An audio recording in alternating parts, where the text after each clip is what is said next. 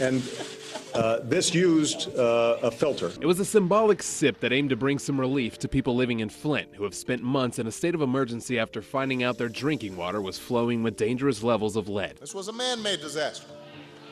This was avoidable. And unfortunately, lead is not just a Flint problem. Is the state monitoring lead in water in North Carolina? Yes, absolutely. But first, why does it matter? Certainly when we're talking about lead exposure, there should be a concern or at least an awareness. Dr. Jonathan Fisher practices family medicine at Duke Hospital. He says lead is a neurotoxin that can carry serious symptoms. Things like high blood pressure, to headaches, to seizures, ultimately to kidney damage and even death. And being exposed to that toxin can have more devastating effects on children than it can on adults. Bottom line, you don't want it in your water. So the federal government has set limits through the EPA's lead and copper rule. The main objective of the lead and copper rule is to protect the public from contaminants resulting from corrosion in the piping system.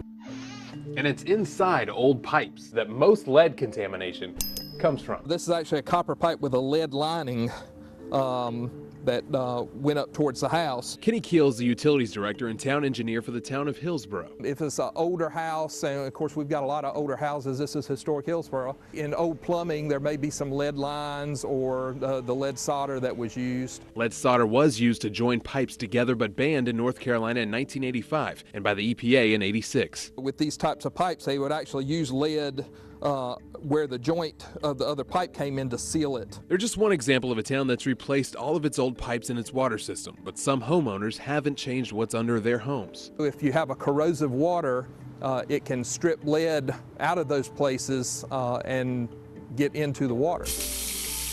Most cities treat their water for that, but it's why the EPA requires testing. Where and how often depends on the population and the type of water system you're connected to. Who actually does the water testing? The water system does the testing of the homes from the tap. Well, he came and knocked on the door, said that they had received a notification they needed to draw water from different places. A name was chosen by random, and this is the faucet.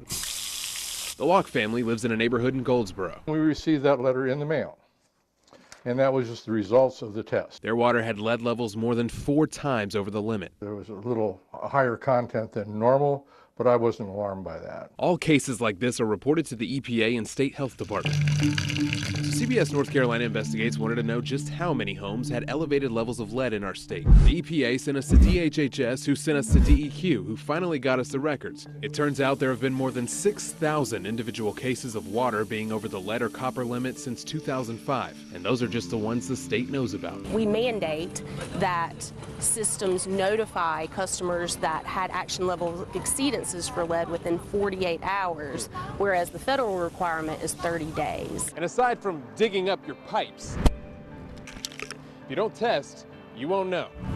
You can buy an at-home test kit at your local hardware store or check with your city to see if they offer free testing. Jonathan Rodriguez, CBS North Carolina Investigates.